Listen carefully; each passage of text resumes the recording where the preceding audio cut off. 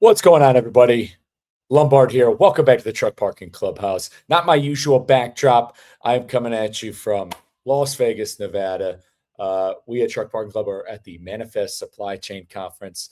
So if you are here, if you're in the Las Vegas area, give myself or give Chris Thomas or any of us a shout as we're out here trying to find more truck parking. Actually, that's exactly what we do and why we come to some of the conferences like this is to talk to all the other links in the chain. Sorry about the little glitch coming on you live, but super stoked. If you haven't checked yet, go 34 minutes ago. Taillights dropped in your inbox.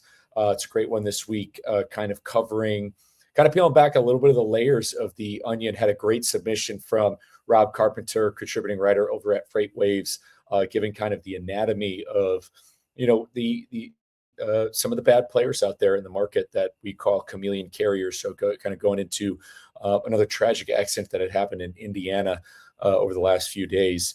Also, as well as I know we had a big game yesterday, Super Bowl, and just some little fun facts on how freight actually is affected by the Super Bowl, as well as some partner codes. We got a great survey in there and more. Again, we got a big campaign against the mission of helping, making sure drivers aren't, stuck on the on-off ramps. It's been a big campaign we've been talking about lately. But without any further delay, I want to bring on my good friend to the clubhouse this week, Rusty Cross. What's going on, brother? Man, what's up? How we doing? Man, we're doing good. All right. Where are you tuning in from? I am tuning in North Little Rock at the Dollar General Distribution Center. Oh, let's go. North Little Rock. What's great about coming out to Vegas this year is I had the opportunity to come back over the road. And I've had the itch for some time now. And I rode out with a good friend, Chris Thomas. We rolled through North Little Rock and Little Rock area. It's a good trip from Georgia all the way out to Las Vegas. And so we were there just a couple of days ago. So you're safe. You're parked safely. Yes. And secured. I've actually got a cop about 100 foot away from me. So they run security all night long with North Little Rock Police. Let's go. You can't beat that. But no, you can't beat it at all. Let's dive right in, man. I'd love to hear the Rusty Cross story. How did you get into trucking? Man, I actually worked factory life up until I was about 22. Yeah, about 24. I worked factory life. I got tired of the scene. Thought popped in my mind, what can I do that I enjoy? And I always loved driving. So local Pepsi was hiring. They was paying us to get through for our CDL. Started out with them. Me and the boss kind of clashed heads a little bit. So I went back to factory life, and Performance Food Group was hiring with a they hooked you right in the jaw with that $10,000 sign-on bonus. And man, I got started doing that. Absolutely loved the food delivery life. It kept me in shape. No gym, just strictly rolling that product off with a two-wheel dolly. But man, life happens. Become a single dad and got into over the road. I actually homeschooled my son while I was over the road for a little bit until I met my wife. I did over the road for three and a half years, and got to see some beautiful country. And it got to the point that I was chasing money. I was having to run so much and be away from home. Met a guy on TikTok. Well, for one, I'll go back because I met a guy on TikTok that referred me to you guys for truckparkingclub.com. And that's where I got started with you guys, was through his reference. He's like, hey, man, you need to reach out. You need to touch base with him. And at the time, I was completely like some of the people in the comment section against paying for truck parking until I realized what you guys was doing. It wasn't like, Pilot and Petro and all these big names charging for. You're truly going out finding places that are helping us, not just taking our money. We're already spending hundreds of dollars in these truck stops. So once I figured out what you guys was doing, jumped on board there. But it got to the point I was driving 2, 3, 4 weeks at a time to make the money we needed, and met a friend on TikTok. He started sending me pay stubs of Dollar General. And here I am making more money than I've ever made in my trucking career and absolutely loving it. Man, that's awesome. let's kind of go back. I mean, your first, 3.5 years being over the road, you got your CDL. Were you with the same company that whole time? I was with the same company. I bounced back and I say I bounced back and forth. I went to I hauled cottonseed is what I did. After I worked for Pepsi, I hauled cottonseed. Well, it got to the point that they were starting to talk over the road. The woman I was with was completely against it, wouldn't have anything, and that was where I ended up going back to factory. But I'd gotten like I don't know, I'd been a boss in the factory so long that when I got back to where I had supervision, I didn't do well with it. I hate admitting that on a platform like this, but I did. I hated the someone breathing down my back at all times instead of being in the truck and doing my own thing. So I ended up going back to that company. I hauled cottonseed for them and then got started over the road and learned I absolutely loved getting to travel the country and getting paid to do so. I always joked, the teachers say we would never get paid to look out a window, and here we are making more money than they make looking out a window. Hey, that man, that might have to be put on a T-shirt. Yeah, teachers did used to say it. My They elementary sure school did, teachers man. would say the same thing. That's it. And hey, man, it's no shame in admitting what you don't like on a platform. I think it's really important for, especially we have a lot of people on Instagram who are newer drivers, newer to the industry. I think one of the biggest things about what's really where I think people run into trouble is trucking isn't one size fits all. Like you could love trucking and hate swinging doors. You Yeah, can, and it's just like, and you might hate it. You might need something. All right, maybe you do want to do, you know, for the guys who, I know people who've done, beverage distribution or worked at places like PFG, and they want that physical labor. They want to, be get down and dirty. Some people want to, chain down loads. Some people like the idea of reefer, like finding like that. That's the thing. It's not a one size fits all industry, which is why we come on the clubhouse to tell when it comes to anybody who ever considers leaving it. I mean, there is if there's a reason people get into it in the first place, and there's something somewhere in this industry, depending on what your personality and what you're kind of interested in for everybody, whether it's absolutely. yeah, whether it's driving and beyond. I mean, I can't think we've had a gentleman on the show who's developed his own, trucker buddy is like an AI dispatching. I mean, this guy's a fleet owner operator, driver, fleet owner. He's interested in the tech space, and so he does it, and he does Yeah, both. So it's just like there's a place for anybody anywhere.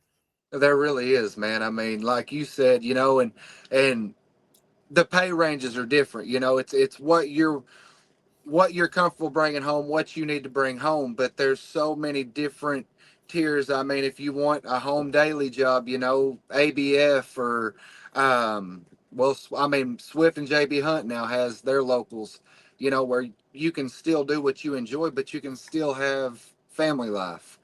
Or if you don't mind to be gone Monday through Friday. And that's kind of where I was at with Dollar General, because anywhere I work, I mean, you're working 12, 14-hour days. So by the time you get home, you're exhausted. You're either crabby, you eat and you go to bed, take a shower, go to bed. So you really don't get that family time anyway. And that's where, I told my wife Monday through Friday, I'm gone. I work my butt off. But Friday afternoon, Friday evening, I'm home until Sunday evening or early Monday morning. But there's so many options for anybody and everybody. I mean, you could be like my uncle who was out 6, 7, 8 months at a time and never home. It's what you want to do. Absolutely, yeah, keeping those options open, and then it's Yep.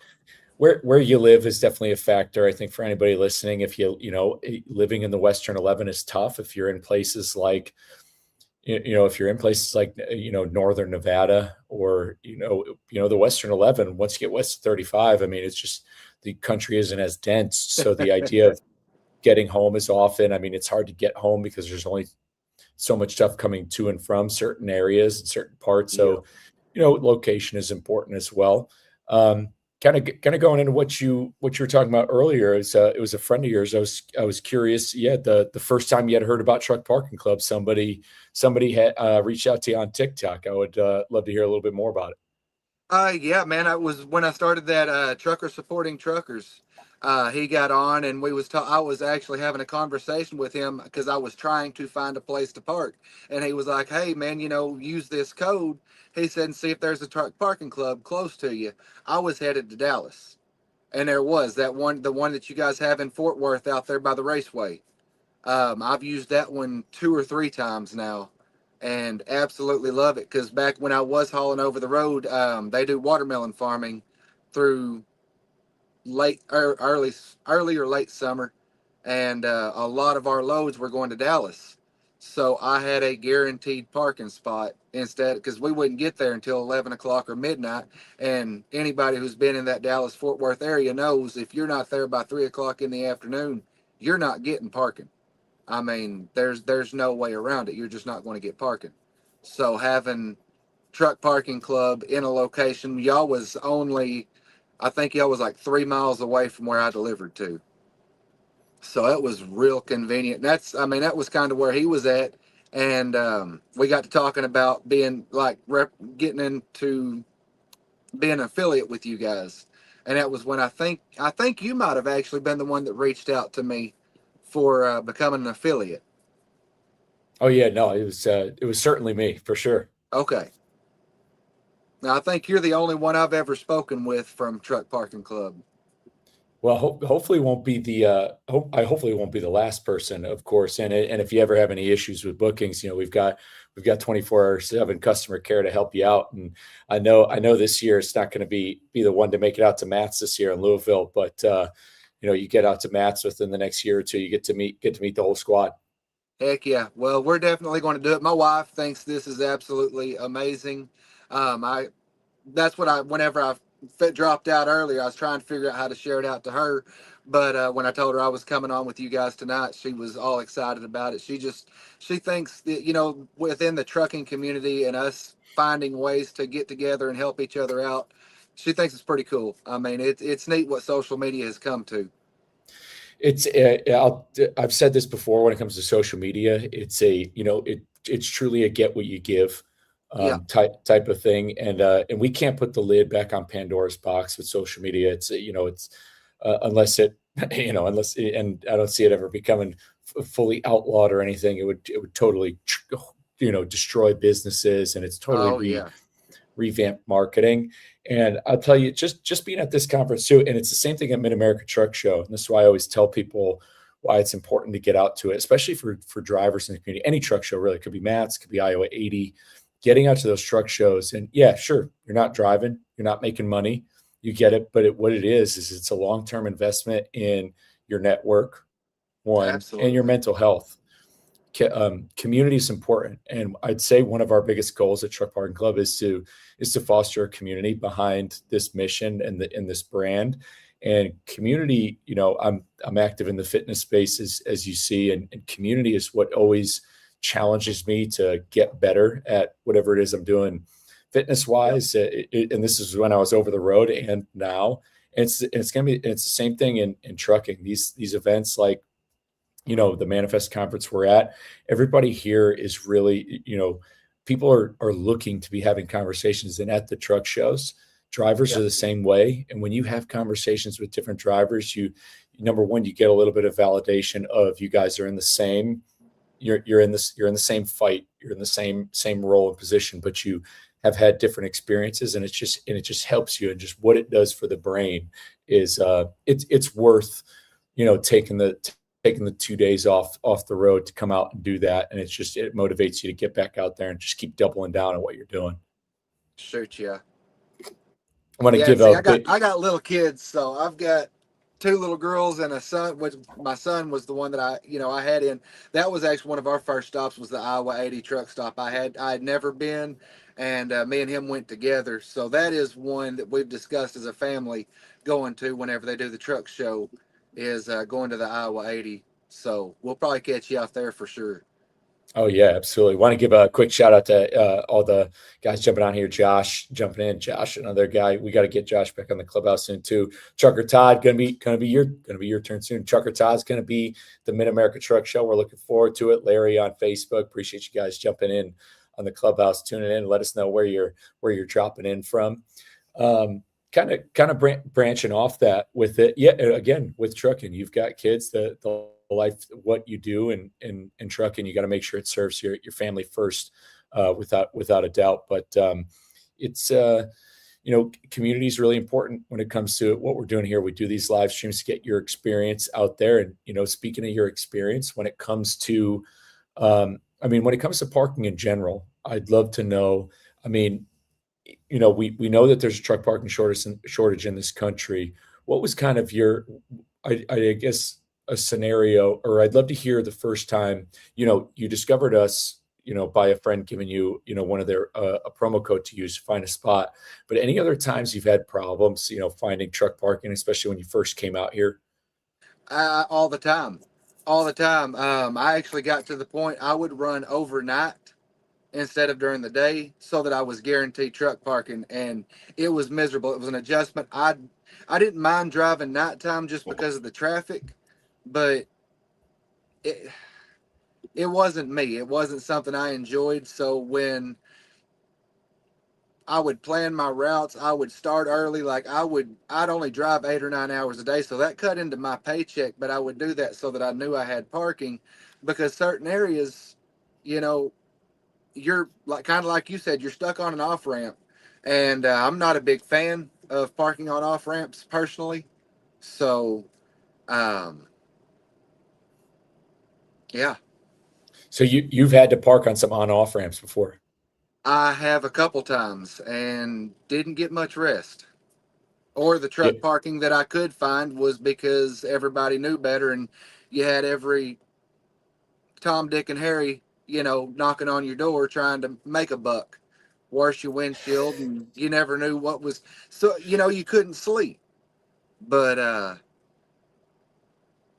the off ramp sucked. I mean, yeah, I've heard horror stories. We just had one not long ago out here in Arkansas. Actually killed a man, and now the trucker's in trouble. And they're going after him, and that could have been any of us out here, because I know I'm not. There's a lot of us who have to park on the off ramp at times, which working at Dollar General, that really comes in handy, because if there's a Dollar General, I can park there. But I still have days like, I leave early and I've still got extra time and I want to take a nap. I'm still stuck parking on an off ramp to take a nap. yeah. No, I think when it comes to the on off ramp parking in general, I think I've had to do it twice, that I can Oh think man, of, where it was tough, and one of them was for really bad weather in Texas. But again, you're not even getting you're virtually not getting any sleep on an on off ramp. And I think people, because of people whooshing by, cars going by, the truck moves. truck moves Um, and every time it moves, you're jumping. yeah, I you're am. going off because you get, or yeah, and a cop can wake you up. I mean, a whole bunch of things can happen. So it's not even just the fact that the truck's parked unsafe. It's just the quality of sleep of the operator who's on that on off ramp is also really bad. And unbroken sleep, and broken sleep, poor quality sleep is, it's a safety issue compounded with it. It is. But besides parking, I'd love to hear, what's another issue in this industry? What would you say is your number one issue in this industry? Something you wish you could change? If you could, you change it right now, or something you think the industry needs to work on or pay attention to more?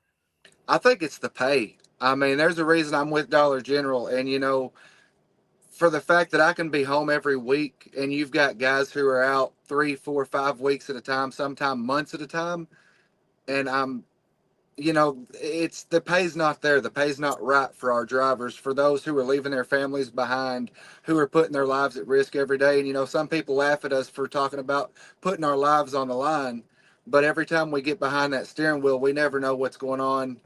Our job is to watch the vehicles around us, but we can't always do so, and we're not guaranteed tomorrow. And what we're getting paid, or what over the road drivers are getting paid, it's not even worth it hardly anymore, or anywhere that I looked, it wasn't worth it. So driver pay, number one, Yep. would need to be, that's kind of your number one concern. But I'd say, I mean, it remains a American Transportation Research Institute. That's the top issue for years on end with what driver pay is. yep. And I mean, yeah, the idea, the safety thing, it's also, again, you're absolutely right. It's a top 10 most dangerous Yeah. job in the country.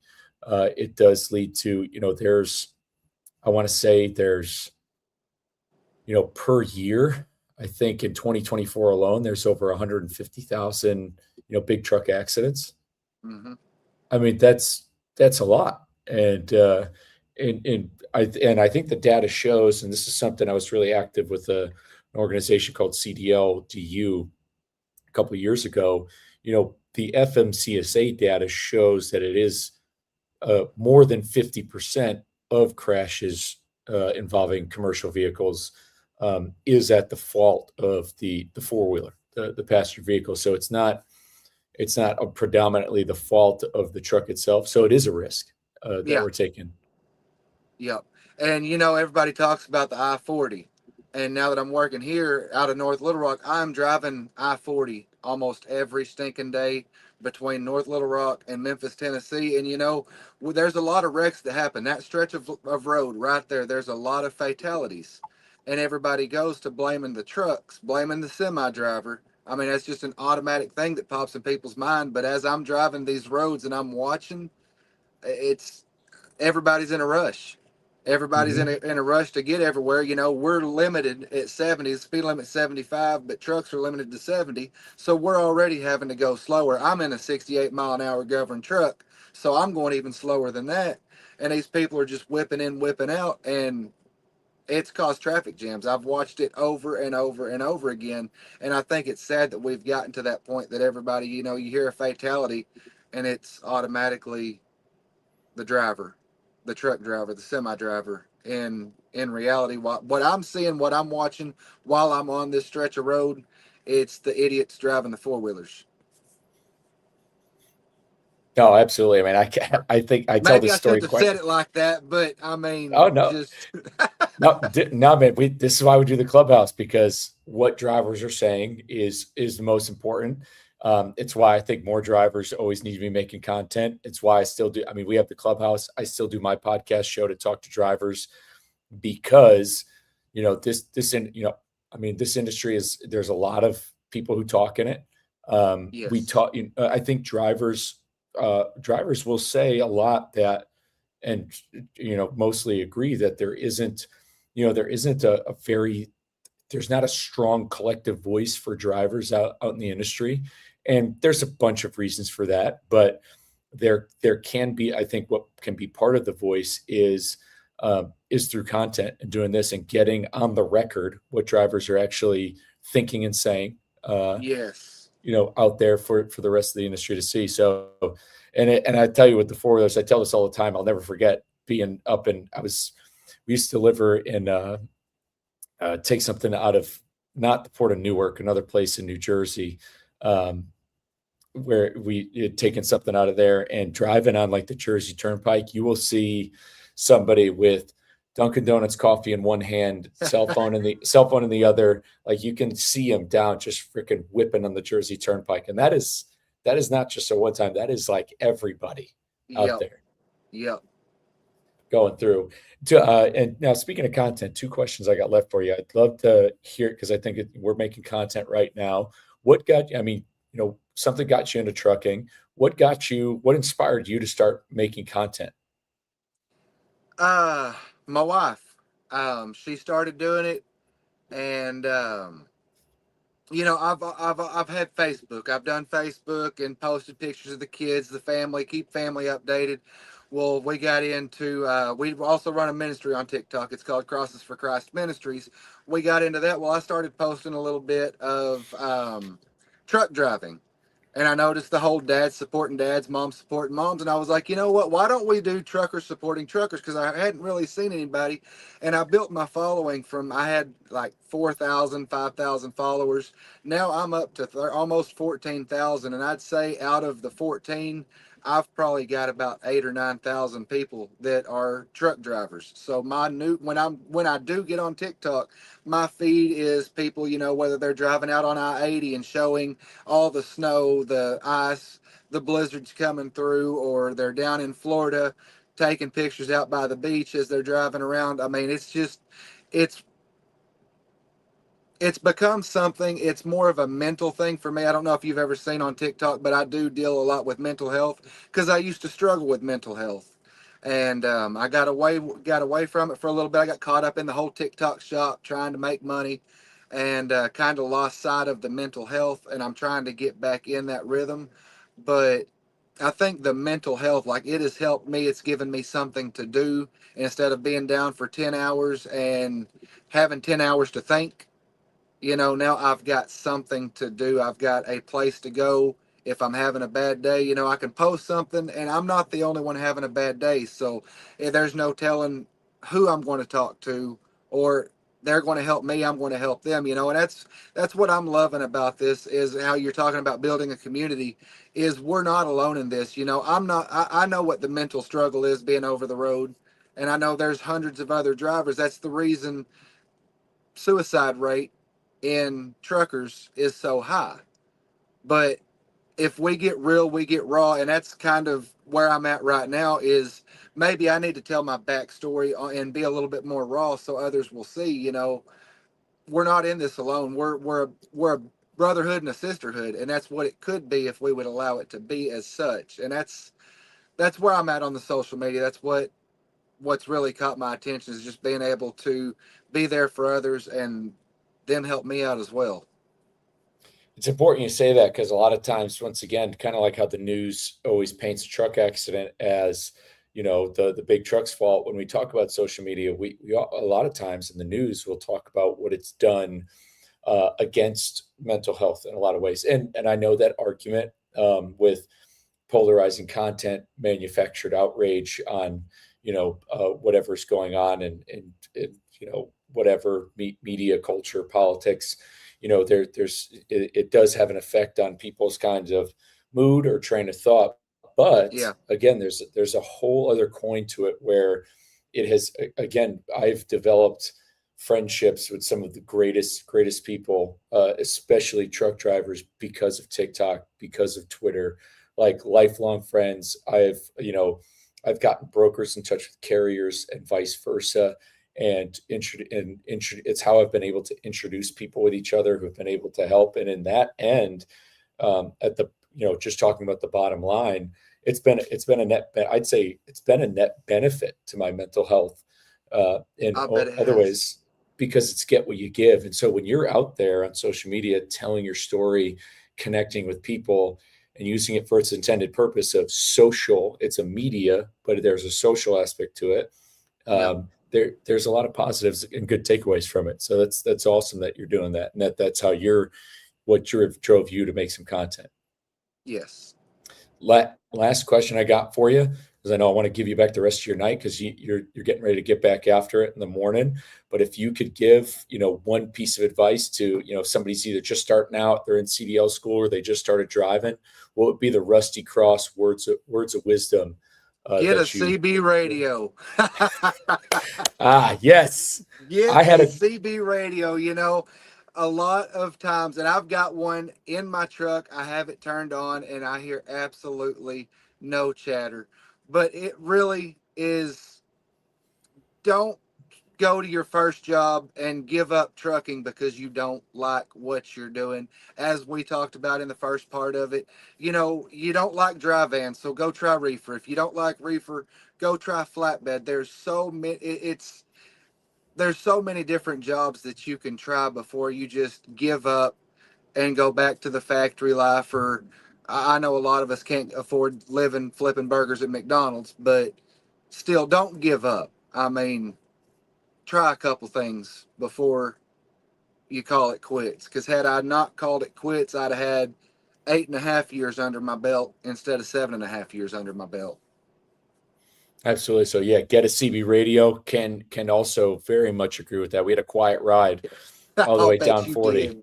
did. I was trying to yap with some people and talk, and I mean it's either, and you could see some guys, you could see the cord dangling, but they must have it turned off. Some of them must have it turned off because they think that nobody's listening or nobody's out there. And yeah, Yep. definitely sticking with it, staying within the industry, whatever it might be. I'll tell you, when I switched from dry van into doing open deck stuff, you don't have shippers and receiver problems. sometimes you could wait a little bit at ports and stuff like at Baltimore, Dundalk, but when it comes to delivering, I mean, it's on you how fast you want to get out of there, how fast Heck yeah. you untarp or unchain, and the people are normally nothing's expedited. So anywhere you're going, whether it's loading or unloading, nobody's giving you a hard time. They'll let you use the bathroom. So I mean, there's a different avenue and ways to piece it up. So get a CB radio and explore all options on it. Man, Yeah. I do appreciate. Yes, Josh is saying we turned it down a little bit because of idiots with base camps. Is Oh what he man, says. yeah, you get out in Colorado and they're all over the place. That was to the point when I was out in the mountains in Colorado, mine got shut off because of mud duck. Was that what he was going by, mud duck? Oh yeah, mud duck in the desert, Oh man. my Las gosh, man, Cruces, which drove you me crazy. which you can hear. I have heard mud duck in Washington. I've heard him in Southern California. I've heard him all the way down. I delivered a load to Marathon, Florida Keys, and I've heard him up in Maine and Minnesota. So whether you are at the border on the Keys, you're close to Canada border. No matter, I've heard mud duck everywhere in the United States, and I felt that. yeah, so that the base camps get people get it. But hey, man, I do appreciate you coming on. I'm looking forward to having you on soon. We'll circle back in a couple months, get a little update. We'll dive more into. I'd love to talk more and break down some Dollar General and stuff. You like working for them. We love highlighting good companies to drive for. And for everybody else who tune in to the Clubhouse, number one. So Rusty created a social media page, Truckers Helping Truckers. He's all about helping other drivers out there. He's a gentleman who wants to help leave this industry better than he found it. That is exactly what our goal and mission is at Truck Parking Club. We do that by helping truckers save time and fuel by efficiently reserving truck parking all across the country. And if you need truck parking tonight, again, you can use that promo code TST20 for $20 off your next booking. But with that, guys, we are out of here. Stay safe. Have a great week. Hammer down.